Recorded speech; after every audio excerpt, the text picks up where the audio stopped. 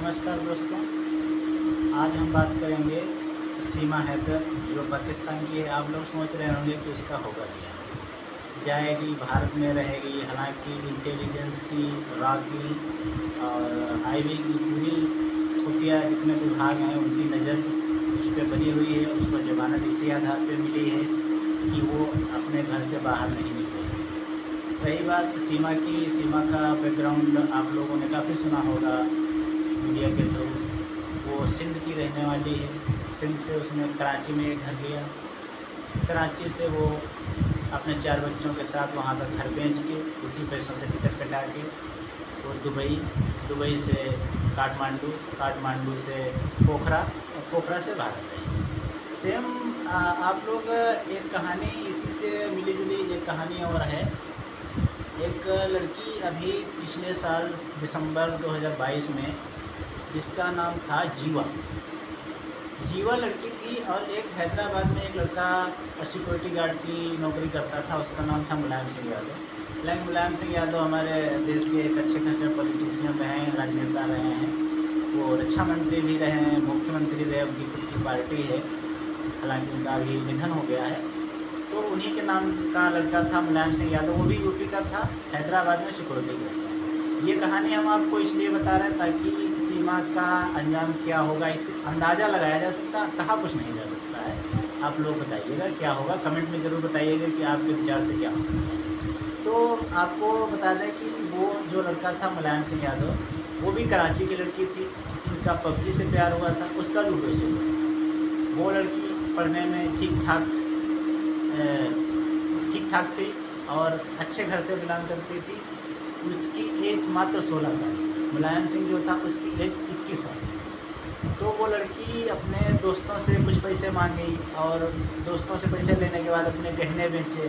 उसके बाद चुपचाप वहाँ से इसी रास्ते से कराची से दुबई से काठमांडू से पोखरा और यूपी के बाद फिर वो हैदराबाद लेके चला गया, वहाँ लेके रह गया।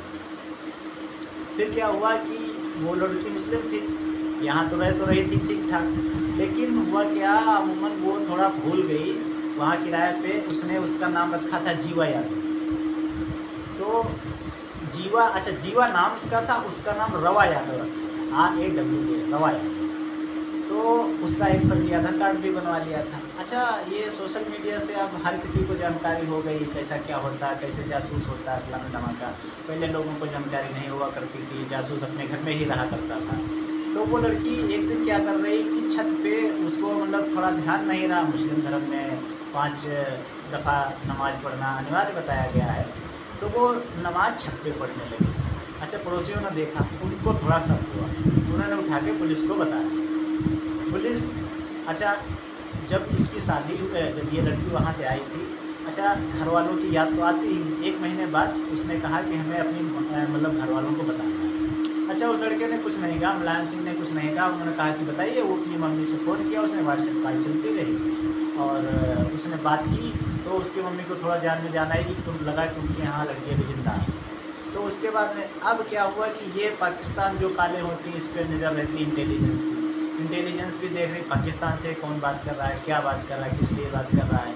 तब तक ये हुआ, ये प्रकरण हो गया। जब उसकी गिरफ्तारी हो गई, फिर उसके बाद में दिल्ली से टीम आई, उन्होंने व्हाट्सएप कॉल वगैरह भेजा। फिर देखा कि जासूसी वाला कोई मामला नहीं था, तो उनको थोड़ा रिलीफ दे दिया गया। लेकिन फिर भी फरवरी 2023, अभी जस्ट बात है, फरवरी 2023 में उनको दोनों को अलग कर दिया गया। अच्छा, वो अलग होने के बाद इतना रो रहे थे, इतना इमोशन थे। लेकिन जो पुलिस अधिकारी थे वो भी कह रहे थे कि हम तो जाने नहीं देना चाहते, लेकिन उनको अपनी ड्यूटी करनी थी।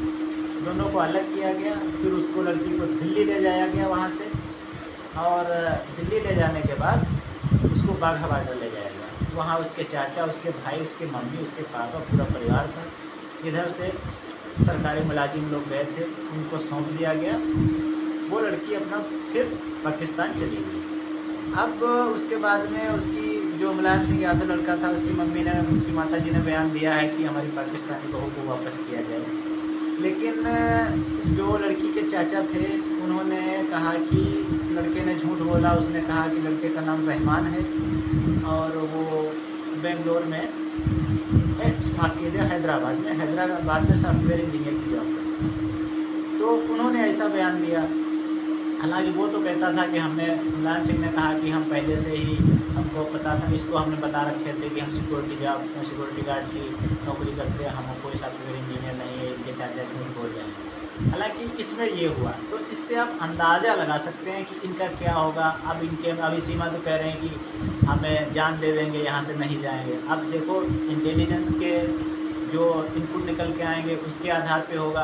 अच्छा देखो, ये सिंध की रहने वाली है, सचिन के साथ आई, इसके पति का नाम गुलाम हैदर है।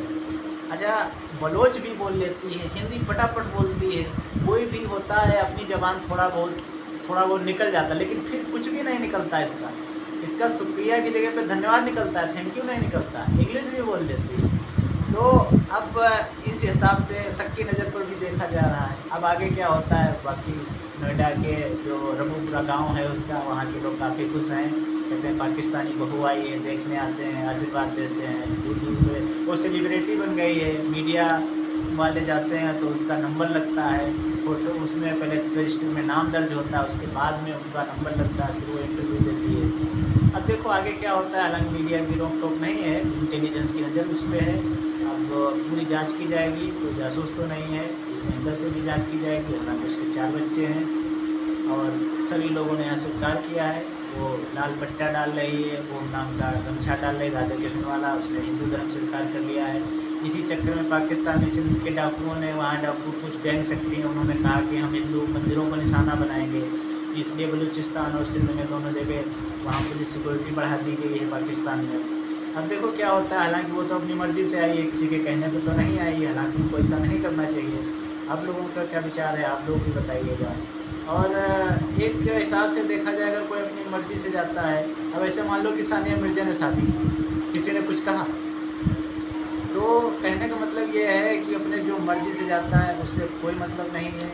अगर कोई ज़ोर ज़बरदस्ती अगर कहीं पे होता तो बात की जा सकती थी। बहुत सी शादियाँ हुई हमारे यहाँ लखनऊ मलिहाबाद जो है, यहाँ की बहुत सी शादियाँ कराची में हुई, यहाँ से लड़कों की शादियाँ हुई, लड़कियों की शादियाँ हुई। तो ये उनका जाति मामला का मतलब निजी मामला, पर्सनल मैटर है, इसमें किसी को हस्तक्षेप नहीं करना चाहिए। अब सीमा का क्या रहता है, जो कहानी हमने सुनाई है इससे आप अंदाज़ा लगा सकते हैं। और सभी को धन्यवाद। जय हिंद, जय भारत।